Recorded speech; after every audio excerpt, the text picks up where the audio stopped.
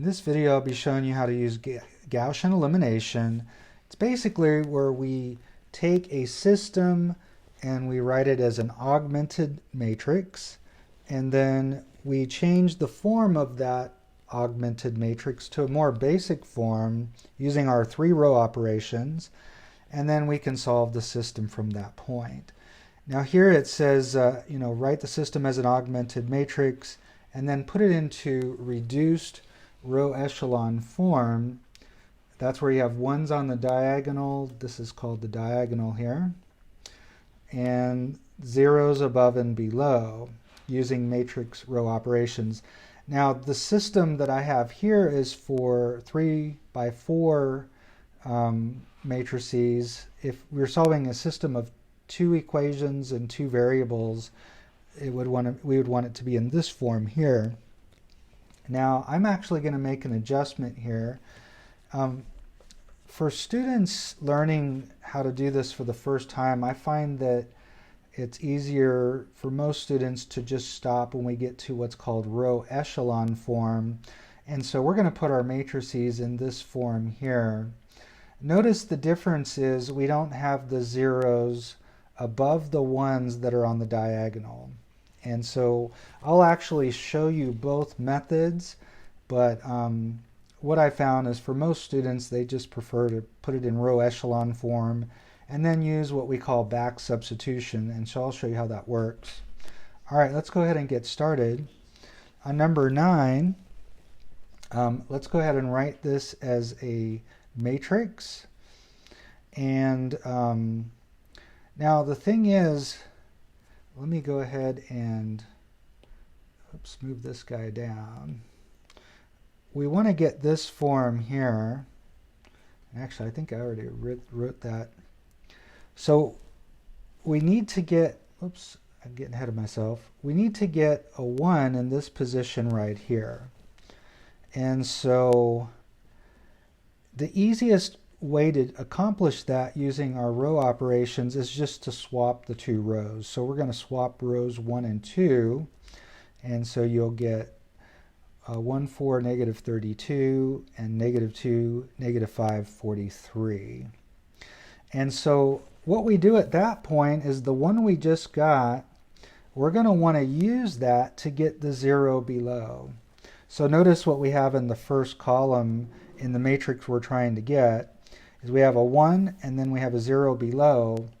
Once you get the 1, you want to use that 1 to get the 0 below.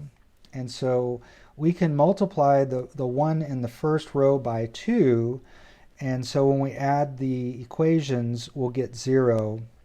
And so we're basically going to multiply the first row by 2. We're going to add that to row 2, and that'll become the new row 2. So the row that won't change is the first row, so I'm going to go ahead and write that in. And so now let's multiply the first row by 2. So 2 times 1 is 2, 2 times 4 is 8, and 2 times negative 32 is going to be negative 64. And so I'm going to add these numbers now, and I get 0, 8 and a minus 5 is 3, negative 64 and 43, you'll get negative 21 there. And so we've accomplished what we wanted to in that first column. We've got the 1 and then the 0 below. So now we're going to move down the diagonal, and I need to get a 1 where the 3 currently is. Now if you look at that row, notice the 3 and the 21 are both divisible by 7. So basically we want to divide by 3, which is the same as multiplying by the reciprocal of 3, which is 1/3. So it's 1/3 times row 2. That's going to become the new row 2. And again, you really could have written it like this, and sometimes students do, and I don't mark it wrong, but we tend to use multiplication when we describe the row operations. So let me write the first row, and 0 divided by 3 is 0, 3 divided by 3 is 1, and then negative 21 divided by 3 is negative 7. And so now we have it in this form, which is called row echelon form. Notice I don't have the 0 above the 1, so it's not considered reduced row echelon form, But for these three problems, I'm going to stop at this point and I'm going to write the system now that we have that's equivalent to the original, meaning it has the same solutions. So let's go ahead and write that system. It's x plus 4y equals negative 32, and y is equal to negative 7. And now we'll use what we call back substitution to solve this. I can replace y with negative 7. We get x plus 4 times negative 7 is equal to negative 32, or x minus 28 is equal to negative 32. I'll add 28 to both sides, and you get x is equal to negative 4. So our solution is the point, or ordered pair, negative 4, negative 7. And this is, we have at least one solution, so the system is consistent. And also this system would be independent. Remember, the dependent case is the case where you end up getting like 0 equals 0, and that indicates that you have the same line, but that's not the case here. So remember, this is our most common answer. We get a point of intersection or an ordered pair for our solution. The system is consistent and independent. All right, so number 10 is going to be just like the one we just did, except for the numbers aren't so nice, so we're going to be using fractions. So I'll actually do all the work on the side here, but I would also encourage you, especially if you struggle with fractions, to use your calculator to help you. I did make a video previously where we put fractions into the calculator. If you have any problems doing that, just contact me, and I can make sure you have that video. Okay, so let's go ahead and get started here. Let's write this as a matrix, augmented matrix. And again, the numbers aren't nice here. How am I going to get a 1 in the upper left-hand corner here? There's not really any nice way to do that, at least not that's obvious. And so I'm just going to divide the first row by negative 15. Of course, negative 15 divided by negative 15 is 1. So we're going to write that as multiplication by the reciprocal. So we're going to do negative 15, or 1/15 times row 1, and that's going to become the new row 1. So I'm going to go ahead and rewrite the matrix with the second row, because the second row doesn't change. And we're going to divide each of these numbers by negative 15 in row 1. So of course, negative 15 over negative 15 is 1. Negative 3 over negative 15, well, that reduces to 1/5. And negative 27 over negative 15, you know it's going to be positive because you have a negative divided by a negative. Notice 27 divided by 3 is 9, and 15 divided by 3 is 5. So you get 9/5. All right, so now we need to get a 0 below our 1. And remember, we're going to use that 1 once we get a 1 in that first position. And so we're going to want to multiply the first row by negative 6 and add that to row 2, and that'll become our new row 2. Well, let me go ahead and rewrite the new matrix. Row 1 is not going to change, so I've written that in. And so we're going to multiply negative 6 times row 1. Well, negative 6 times 1, we're going to get negative 6. Negative 6 times 1/5. If you multiply across, you want to write that as negative 6 over 1. You're going to get negative 6 over 5. We're just multiplying across. And then if you multiply 9/5 times negative 6, you're going to end up with negative 54 over 5. Not the nicest fraction there. And let's go ahead and add our numbers. Negative 6 and 6 is 0. Negative 6/5 and 1, I'll go ahead and write that out. Negative 6/5 plus 1, I'm going to want to write 1 with a denominator of 5. Well, that's going to be 5 over 5, and we get negative 1/5. And then negative 54/5 plus 11, I'm going to want to write that over 5, so that'll be 55 over 5. Notice that's still 11. I basically took 11 and multiplied by 5 over 5 to get the 55 over 5. Just a little reminder of what we do there. And so 55 minus 54 is 1. We get 1/5 here. And so now I've got my 1 and 0 here, and I need to get a 1 as I move down the diagonal here. And so notice if I multiply by 5, I clear the fractions. I want to multiply by negative 5 because I need a positive 1 right here. So we'll do negative 5 times row 2, and that'll become the new row 2. And so let's go ahead and rewrite the first row. Negative 5 times 0 is 0. Negative 5 times negative 1/5 is 1. And negative 5 times a positive 1/5 is negative 1. And so now notice we do have this in this row echelon form. Again, it's not in reduced row echelon form because of that 1/5 right there. So we're going to go ahead and write this as a system of equations. X plus 1/5 y is equal to 9/5, and y is equal to negative 1. And let's substitute negative 1 for y there, and that's how I got the minus 1/5. So let me go ahead and add 1/5 to both sides, and we get x is equal to 10/5, which is 2. And so notice we have solved the system now. X is 2 and y is negative 1. This system is also consistent and independent.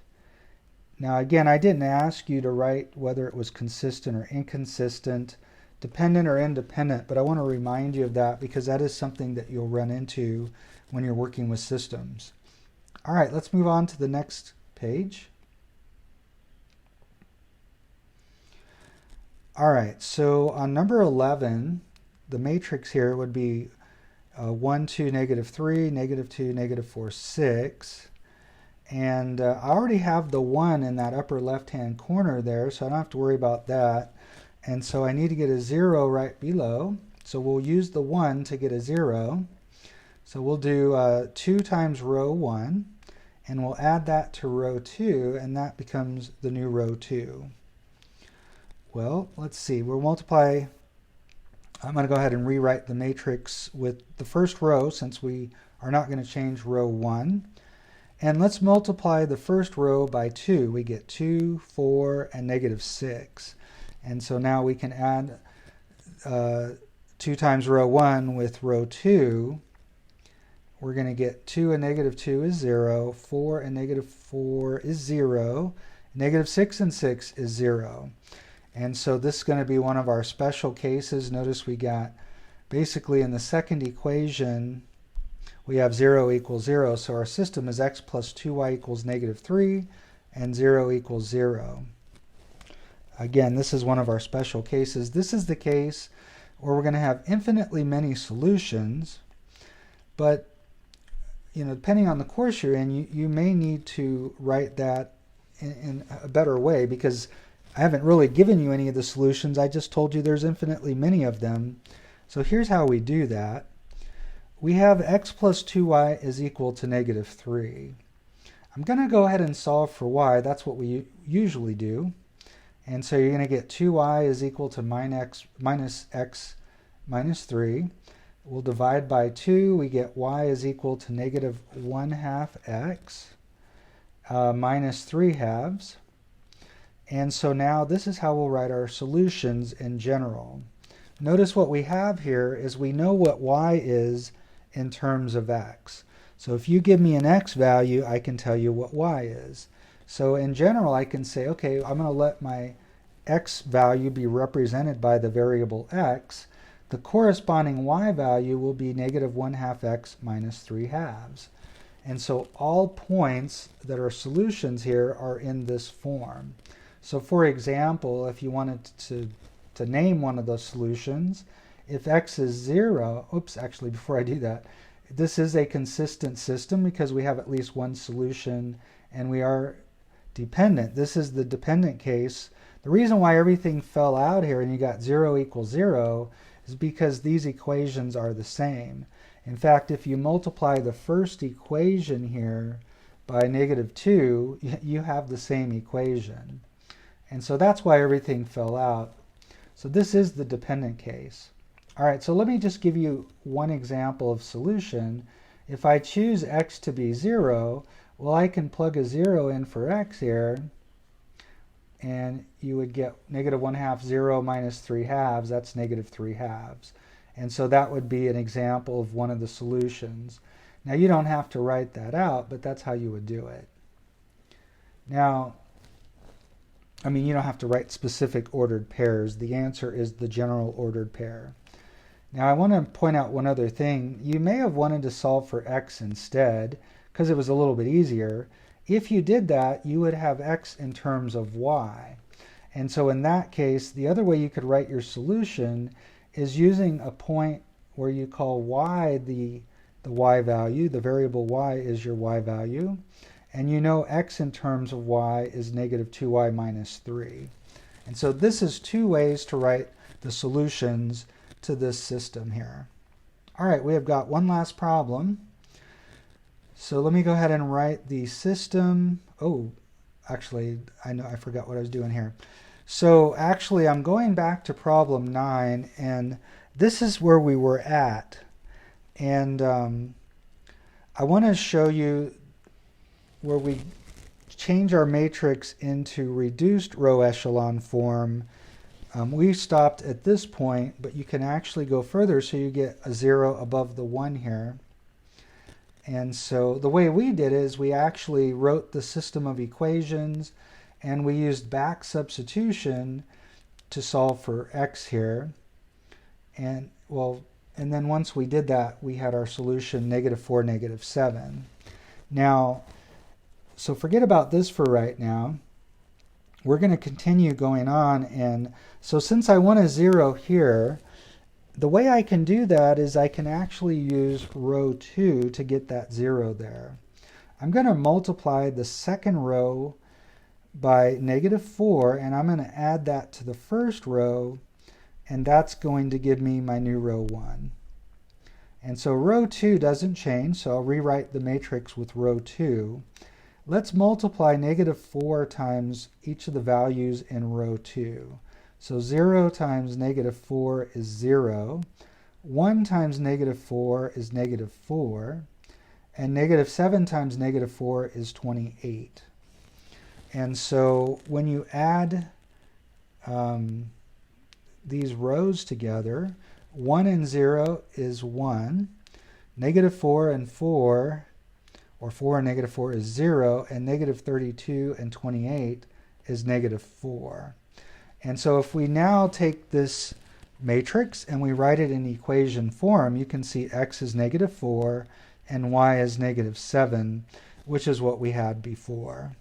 Now I'd say in this case, you might have been better off doing it this way, but I found in general, because sometimes the numbers aren't so nice, for a lot of students, it just makes sense to stop where we stopped here and then use back substitution. But this is how you would continue and put your matrix in reduced row echelon form, and then you have your solution right in front of you there. All right, so now we're ready to stop the video, and in the next video I'll do the same thing with 3 equations and 3 variables.